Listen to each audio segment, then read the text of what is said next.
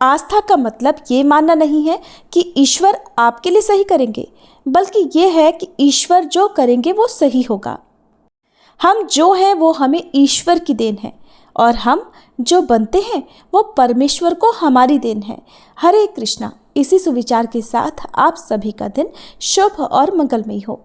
इससे पहले की कथा सुनने के लिए और अपने प्यारे प्यारे से कमेंट्स और आशीर्वाद देने के लिए आप सभी का बहुत बहुत धन्यवाद। और स्पेशल धन्यवाद रितिका अग्रवाल जी को। रितिका अग्रवाल जी, अगर आप आज की इस कथा को सुन रही हैं तो प्लीज़ कमेंट करके एक तो अपना असली नाम बताइएगा और कमेंट मुझे ज़रूर कीजिएगा ताकि मैं आपसे कुछ बात कर सकूँ। प्रिय भक्तजनों, अगर आप हमें कभी भी दक्षिणा देना चाहते हो तो सिर्फ 1 रुपये की दक्षिणा दिया करें, और इससे ज़्यादा की यदि देना चाहते हो तो किसी निर्धन व्यक्ति की जरूरत का सामान आप उन्हें दे सकते हैं। अब सुनिए आज की कथा। नारद जी ने कहा, हे सुरश्रेष्ठ, एक ही गंगा के आपने 2 भेद बतलाए हैं। एक तो वो है जो गौतम ऋषि नामक ब्राह्मण के द्वारा लाया गया, और दूसरा अंश भगवान शंकर की जटा में ही रह गया, जिसे क्षत्रिय राजा भगीरथ लेकर आए, इसलिए उसी का प्रसंग मुझे सुनाइए। ब्रह्मा जी बोले, देवर्षि, वैवस्वत मनु के वंश में राजा इक्ष्वाकु के कुल में सगर नाम के एक अत्यंत धार्मिक राजा हुए हैं। वे यज्ञ करते, दान देते और सदा धार्मिक आचार विचार से रहा करते थे। उनकी 2 पत्नियां थीं। वे दोनों ही पति भक्ति परायणा थी, किंतु उनमें से किसी को भी संतान नहीं हुई, इसलिए राजा के मन में बड़ी चिंता थी। एक दिन उन्होंने महर्षि वशिष्ठ को अपने घर बुलाया और विधि पूर्वक उनकी पूजा करके फिर पूछा कि हे मुनिवर, किस उपाय से मुझे संतान होगी। उनकी यह बात सुनकर महर्षि वशिष्ठ ने कुछ समय तक ध्यान लगाया। उसके बाद राजा से कहा, राजन, तुम पत्नी सहित सदा ऋषि महर्षियों का दर्शन करते रहो। ऐसा कहकर महर्षि वशिष्ठ अपने आश्रम को चले गए। एक समय की बात है, राजर्षि सगर के घर पर एक तपस्वी महात्मा पधारे। राजा ने उन महर्षि का पूजन किया। इससे संतुष्ट होकर वे बोले, महाभाग, वर मांगो। ये सुनकर राजा ने पुत्र होने के लिए प्रार्थना की। मुनि बोले कि तुम्हारी एक पत्नी के गर्भ से एक ही पुत्र होगा, किंतु वह वंश चलाने वाला होगा, और दूसरी स्त्री के गर्भ से 60,000 पुत्र उत्पन्न होंगे। वरदान देकर जब मुनि चले गए, तब उनके कहे अनुसार यथा समय राजा के हजारों पुत्र हुए। राजा सगर ने उत्तम दक्षिणा से युक्त बहुत सारे अश्वमेध यज्ञ किए। फिर एक अश्वमेध यज्ञ के लिए उन्होंने विधि पूर्वक दीक्षा ग्रहण की और अश्व की रक्षा के लिए सेना सहित अपने पुत्रों को नियुक्त किया। अश्व पृथ्वी पर घूमने लगा। इसी बीच में कहीं अवसर पाकर देवराज इंद्र ने उस अश्व को हर लिया और रक्षकों को सौंप दिया। राजकुमार घोड़े को इधर उधर ढूंढने लगे, किंतु उन्हें कहीं भी वह अश्व दिखाई नहीं दिया। तब उन्होंने देवलोक में जाकर ढूंढा, पर्वतों और सरोवरों में खोजा और कितने ही जंगल छान डाले, लेकिन कहीं भी उसका पता नहीं चल पाया। उसी समय आकाशवाणी हुई, सगर पुत्रों, तुम्हारा घोड़ा रसातल में बंधा हुआ है और कहीं नहीं है। ये सुनकर वे रसातल में जाने के लिए सब ओर से पृथ्वी को खोदने लगे। भूख से पीड़ित होने पर वे सूखी मिट्टी खाते और दिन रात भूमि खोदते रहते। इस प्रकार वे शीघ्र ही रसातल में जा पहुंचे। राजा सगर के बलवान पुत्रों को वहां आया देखकर राक्षस थर्रा उठे और उनके वध का उपाय सोचने लगे। वे बिना युद्ध किए ही भयभीत होकर उस स्थान पर आए जहां महामुनि कपिल सो रहे थे। कपिल जी का क्रोध बड़ा भयानक था। राक्षसों ने वह घोड़ा ले जाकर तुरंत कपिल जी के सिरहाने की ओर बांध दिया और खुद चुपचाप दूर खड़े होकर देखने लगे कि अब क्या होता है। इतने में ही राजा सगर के पुत्र रसातल में घुसकर देखते हैं कि घोड़ा बंधा हुआ है और पास ही कोई पुरुष सो रहा है। उन्होंने कपिल जी को ही अश्व चुराकर यज्ञ में विघ्न डालने वाला माना और निश्चय किया कि इस महापापी को मारकर हम लोग अपना अश्व महाराज के पास ले चलें। कोई कहने लगे कि अपना पशु बंधा है, इसे ही खोलकर ले चलते हैं, इस सोए हुए पुरुष को मारने से भला क्या लाभ। ये सुनकर दूसरे पुत्र बोल उठे कि हम शूरवीर राजा हैं, शासक हैं, इस पापी को उठाएं और क्षत्रियोचित तेज से इसका वध कर डालें। फिर क्या था, वे मुनि को कड़वे वचन सुनाते हुए लातों से मारने लगे। इससे मुनिश्रेष्ठ कपिल को बड़ा क्रोध आया। उन्होंने सगर पुत्रों की ओर क्रोध भरी दृष्टि से देखा और उन्हें भस्म कर डाला। वे सब जलकर राख हो गए। नारद, यज्ञ में दीक्षित महाराज सगर को इन सब बातों का पता नहीं चल पाया। उस समय तुमने ही जाकर राजा सगर को यह सब समाचार सुनाया, जिसे सुनकर राजा को बड़ी चिंता हुई। अब क्या करना चाहिए, ये बात उनकी समझ में नहीं आई। राजा सगर के एक दूसरा पुत्र भी था जिनका नाम असमंजा था। वह मूर्खतावश नगर के बालकों को उठाकर पानी में फेंक देता था। तब पुरवासियों ने एकत्रित होकर राजा सगर को इस बात की सूचना दी। पुत्र का ये अन्याय जानकर महाराज को बड़ा क्रोध आया। उन्होंने अपने सेनापतियों को बुलाकर कहा कि ये असमंजा बालकों की हत्या करने वाला तथा क्षत्रिय धर्म का त्यागी है, इसलिए इसको इस देश से बाहर निकाला जाए। महाराज का यह आदेश सुनकर अमात्यों ने राजकुमार को तुरंत देश निकाला दे दिया। असमंजा वन में चला गया। अब राजा सगर चिंता करने लगे कि हमारे सब पुत्र ब्राह्मण के शाप से रसातल में ही नष्ट हो गए। एक बचा था, वह भी वन में चला गया। अब इस समय मेरी क्या गति होगी। असमंजा के एक पुत्र था जो अंशुमान नाम से विख्यात हुआ। यद्यपि अंशुमान अभी बालक था, तब भी राजा ने उसे बुलाकर अपना कार्य उसे बतलाया। अंशुमान ने भगवान कपिल की आराधना की और घोड़ा ले जाकर राजा सगर को दे दिया। इससे वह यज्ञ पूर्ण हुआ। अंशुमान के तेजस्वी पुत्र का नाम दिलीप था। दिलीप के पुत्र परम बुद्धिमान राजा भगीरथ हुए। भगीरथ ने जब अपने समस्त पितामहों की दुर्गति का हाल सुना तब उन्हें बड़ा दुख हुआ। उन्होंने राजा सगर से विनयपूर्वक पूछा कि महाराज बताइए, उन सबका उद्धार कैसे होगा।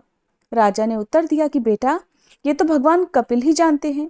यह सुनकर बालक भगीरथ रसातल में गए और कपिल मुनि को नमस्कार करके अपना सब मनोरथ उन्हें कह सुनाया। कपिल मुनि बहुत देर तक ध्यान करके बोले कि राजन, तुम तपस्या द्वारा भगवान शंकर की आराधना करो और उनकी जटा में स्थित गंगा जी के जल से अपने पितरों की भस्म को अपलावित करो। इससे तुम तो कृतार्थ होगे ही, तुम्हारे पितर भी धन्य धन्य हो जाएंगे। ये सुनकर भगीरथ ने कहा कि बहुत अच्छा, मैं ऐसा ही करूंगा। मुनिश्रेष्ठ बताइए, मैं कहाँ जाऊं और कौन सा कार्य करूं। तब कपिल जी कहने लगे कि हे राजन, कैलाश पर्वत पर जाकर महादेव जी की स्तुति करो और अपनी शक्ति के अनुसार तपस्या करते रहो। इससे तुम्हारे अभीष्ट की सिद्धि होगी। मुनि का यह वचन सुनकर राजा भगीरथ ने उन्हें प्रणाम किया और कैलाश पर्वत की यात्रा की।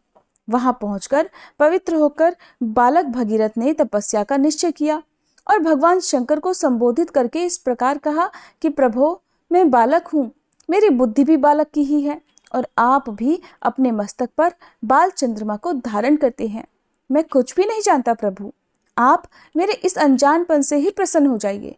हे अमरेश्वर, जो लोग वाणी से, मन से और क्रिया से कभी मेरा उपकार करते हैं तथा हित साधन में संलग्न रहते हैं, उनका कल्याण करने के लिए मैं उमा सहित आपको प्रणाम करता हूँ। हे महादेव, आप देवता आदि के लिए भी पूज्य हैं। जिन पूर्वजों ने मुझे अपने सगोत्र और समान धर्म के रूप में उत्पन्न किया और पाल पोस कर बड़ा बनाया, भगवान शिव उनका अभीष्ट मनोरथ पूर्ण करें। मैं बालचंद्र का मुकुट धारण करने वाले भगवान शंकर को नित्य प्रणाम करता हूँ। भगीरथ के ऐसा कहते ही भगवान शिव उनके सामने प्रकट हो गए और बोले, महामते, तुम निर्भय होकर कोई वर मांगो। जो वस्तु देवताओं के लिए भी सुलभ नहीं है, वह भी मैं तुम्हें निश्चय ही दूंगा। यह आश्वासन पाकर राजा भगीरथ ने महादेव जी को प्रणाम किया और प्रसन्न होकर कहा, हे देवेश्वर, आपकी जटा में जो सरिताओं में श्रेष्ठ गंगा जी विराजमान है, उन्हें ही मेरे पितरों का उद्धार करने के लिए दे दीजिए। इससे मुझे सब कुछ मिल जाएगा।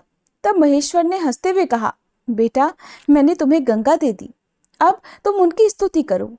महादेव जी का वचन सुनकर राजा भगीरथ ने गंगा जी की प्राप्ति के लिए भारी तपस्या की और मन को संयम में रखकर भक्ति पूर्वक गंगा जी की स्तुति की। बालक होने पर भी भगीरथ ने अबालकोचित पुरुषार्थ करके गंगा जी की कृपा प्राप्त की। महादेव जी से प्राप्त हुई गंगा को पाकर उन्होंने उनकी परिक्रमा की और हाथ जोड़कर कहा, देवी, महामुनि कपिल के शाप से मेरे पितर दुर्गति में पड़े हुए हैं। माते, आप उनका उद्धार कीजिए। देव नदी गंगा सबका उपकार करने वाली हैं। वे स्मरण मात्र से ही सब पापों का नाश कर देती हैं। उन्होंने भगीरथ की प्रार्थना सुनकर तथास्तु कहा और लोगों का उपकार और पितरों का उद्धार करने के लिए भगीरथ के कहे अनुसार सब कार्य किए। राजा सगर के जो पुत्र भस्म होकर रसातल में पड़े थे, उन्हें अपने जल से आप्लावित करके गंगा जी ने उनके खोदे हुए गड्ढे को भी भर दिया। महामुने, इस प्रकार तुम्हें क्षत्रिया गंगा का वृतांत सुनाया। ये माहेश्वरी, वैष्णवी, ब्राह्मी पावनी, भागीरथी, देव नदी तथा हिमगिरी शिखराश्रया अर्थात हिमालय की चोटी पर रहने वाली आदि नामों से पुकारी जाती हैं। इस प्रकार महादेव जी की जटा में स्थित गंगा का जल दो स्वरूपों में विभक्त हुआ। विंध्यगिरी के दक्षिण भाग में जो गंगा है उन्हें गौतमी अर्थात गोदावरी कहते हैं और विंध्यगिरी के उत्तर भाग में स्थित गंगा जी भागीरथी कहलाती हैं। नारद जी ने कहा, भगवान, आपके मुख से कथा सुनते सुनते मेरे मन को तृप्ति ही नहीं होती। पहले गौतम ब्राह्मण के द्वारा लाई गई गंगा जी का वर्णन कीजिए। उनके अलग अलग तीर्थों के फल, पुण्य तथा इतिहास पर भी क्रमशः प्रकाश डालिए। तब ब्रह्मा जी इस प्रकार बोले, नारद, गोदावरी के पृथक पृथक तीर्थों, फलों और महात्म्यों का पूरा पूरा वर्णन न तो मैं कर सकता हूँ और न तुम सुनने में ही समर्थ हो। फिर भी कुछ बतलाता हूँ। जहाँ भगवान त्र्यंबक गौतम के सामने प्रत्यक्ष प्रकट हुए थे, वह तीर्थ त्र्यंबक के नाम से प्रसिद्ध है। वही गौतमी गंगा का उद्गम स्थान है। वह भोग और मोक्ष देने वाला है। दूसरा वराह तीर्थ है जो तीनों लोकों में विख्यात है। आप सबको तो पता ही होगा कि त्र्यंबक नामक मंदिर नासिक में है। ब्रह्मा जी कहते हैं कि दूसरा वराह तीर्थ है जो तीनों लोकों में विख्यात है। उसका स्वरूप बताता हूँ। पूर्व समय की बात है। सिंधुसेन नामक राक्षस देवताओं को परास्त करके यज्ञ छीन कर रसातल में जा पहुंचा। यज्ञ के रसातल चले जाने पर पृथ्वी पर उसका सर्वथा अभाव हो गया। देवताओं ने सोचा, यज्ञ के बिना न तो यह लोक रह जाएगा और न परलोक ही। इसलिए अपने शत्रु के पीछे उन्होंने रसातल में भी धावा किया, किंतु इंद्र आदि देवता सिंधुसेन को जीत नहीं सके। तब उन्होंने पुराण पुरुष भगवान विष्णु के पास जाकर यज्ञ के अपहरण आदि राक्षस की सब करतूत कह सुनाई। भगवान ने उन्हें सांत्वना देते हुए कहा कि हे देवतागणों, मैं वराह रूप धारण करके शंख, चक्र और गदा हाथ में लेकर रसातल में जाऊंगा और मुख्य मुख्य राक्षसों का संहार करके पुण्यमय यज्ञ को लौटा लाऊंगा। देवताओं, तुम सब लोग स्वर्ग में जाओ। तुम्हारी मानसिक चिंता अब दूर हो जानी चाहिए। गंगा जी जिस मार्ग से रसातल में गई थी, उसी मार्ग से पृथ्वी को छेद कर चक्रधारी भगवान भी रसातल में पहुंच गए। उन्होंने वराह रूप धारण करके रसातलवासी राक्षसों और दानवों का वध किया तथा महायज्ञ को मुख में रखकर रसातल से निकल आए। उस समय देवता ब्रह्मगिरी पर श्री हरि की प्रतीक्षा कर रहे थे। उस मार्ग से निकलकर भगवान गंगा स्तोत्र में आए और रक्त से लथपथ हुए अपने अंगों को गंगा जी के जल से धोया। उस स्थान पर वराह नामक कुंड हो गया। इसके बाद भगवान ने मुंह में रखे हुए महायज्ञ को दे दिया। इस प्रकार उनके मुख से यज्ञ का प्रादुर्भाव हुआ। इसलिए वराह तीर्थ परम पवित्र और संपूर्ण अभिलषित वस्तुओं को देने वाला है।